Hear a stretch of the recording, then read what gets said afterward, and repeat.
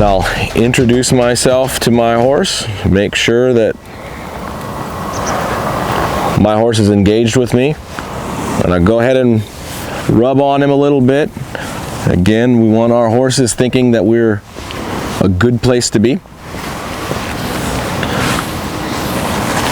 Seeing if we can find a spot where they enjoy being scratched and itched on. And we always want to rub our horses. We don't want to pat them. If you pat a horse, you can feel their muscles tighten and tense. We always want to be causing relaxation in our horse. And when we rub our horses will tend to relax.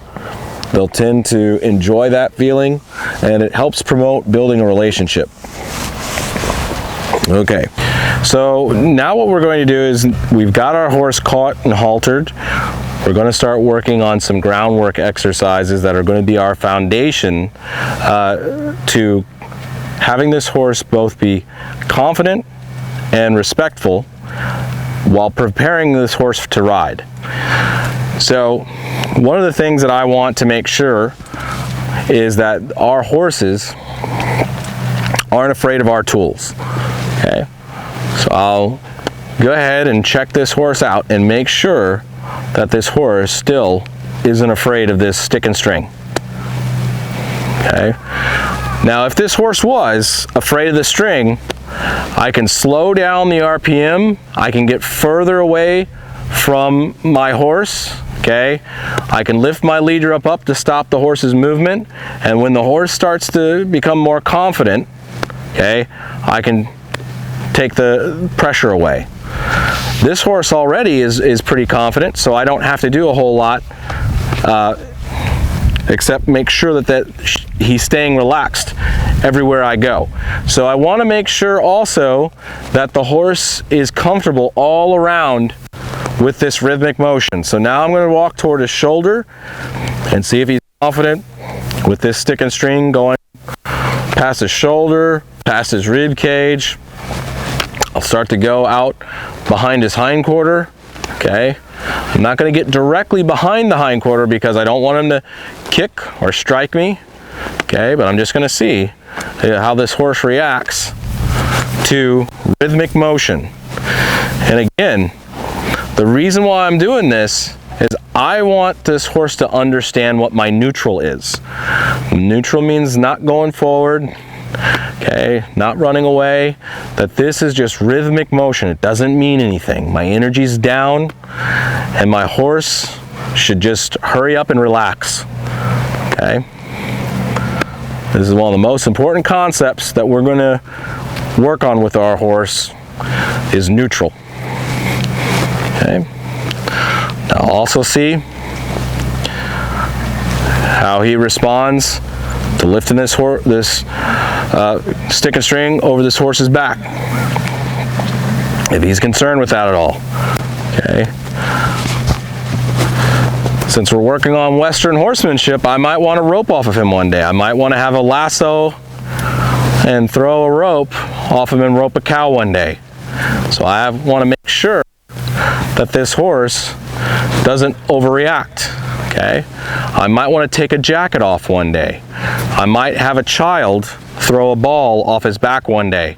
I want to make sure he's not overreactive to stimulus. Okay, good. Okay, now seeing that this horse he didn't move his feet, he kept his muscles relaxed, his eyes were relaxed, okay, he didn't try to run away. Now I can move on and just see if we can up the rhythmic motion a little bit and make sure that he doesn't try to run away when things get a little bit faster. So now I'm increasing the motion with my energy down. I'm still in neutral, but I'm seeing if he will still be confident when things get a little faster, a little bit louder. And again, if he got scared, I could slow down and retreat. I could increase distance and retreat away. Okay, if he tried to run away, I'd lift my lead rope up until he stopped and then take the pressure off. Okay,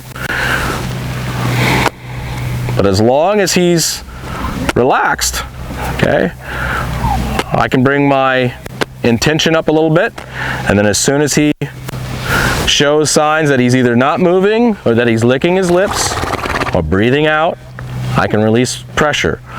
Okay, every time a horse blinks his eyes, breathes out, or licks his lips, they're digesting a thought. They're thinking about what you've just asked them to do. Okay, and we want our horses to think, and we want them to also stay relaxed. So I'm going to always end on relaxation. Good job, partner. Okay, he's curious to what I'm doing. I'm going to back up a little bit just to reaffirm that I'm not asking him to go anywhere and that he can be confident. I'm going to see if I can wait until he licks his lips. Okay, right now he's just being curious, which is great. Okay, but I'd like to see him lick his lips. Okay, now he decided to put his head down, so I'll take the pressure off there. Okay, there's another thing about a prey animal. Horses are prey animals. Is that a prey animal won't put their head down if they feel fearful, if they feel threatened by the situation. So it's another way you can determine confidence and relaxation, is that horse puts their head down. All right. So now I'm going to see if I can throw this stick and string over my horse's back, and I'm going to see if I can go over their withers, over their neck. Okay. As close to the pole as I can. Pole is the top of their head. Okay. Right now I just went in between his ears. Okay. I'm going to see if he's confident all over his body. I want to see if there's any spot where he says, you know what, I'm afraid of that, and I'm going to work on building confidence if he's afraid. If he's not, I'll just move on. If he stays relaxed and if he stands in one spot without any fear, I'll just move on to the rest of his body. Okay? The other thing I want to make sure is that he doesn't have any issues around his legs. So I'm going to take my stick and string, I'm going to come out and around and wrap my stick and string around his legs. Okay? If you've got a colt that hasn't had much handling, this is important because you want to desensitize their legs to touch. You don't want them to think that they need to kick and strike when they feel something touch their legs. Because in the wild, horses will try to kick and strike anything that touches their leg, because if their leg gets hurt or injured by a predator, it's game over. They die. Okay, so we have to build confidence with these horses and not assume that just because we can touch another horse's legs, that horse will allow us. So this allows us to do a pre-flight check on our horse without taking my hand and putting it on his leg, getting struck and getting hurt. Good. So he's standing nice and relaxed.